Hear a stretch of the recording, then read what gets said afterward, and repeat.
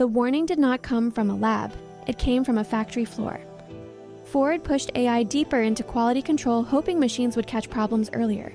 But a model can count defects and still miss the pattern behind them.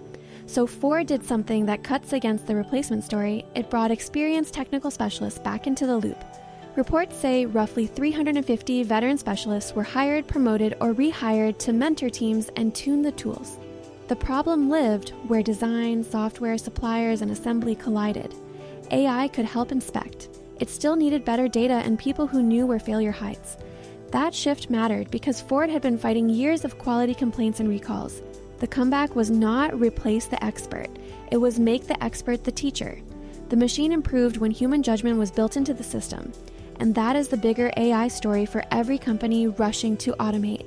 Institutional memory is data that was never written down. Once that knowledge enters the loop, the software starts asking better questions. The expensive mistake is thinking AI replaces institutional memory. The practical answer is not man versus machine. The winning version is quieter.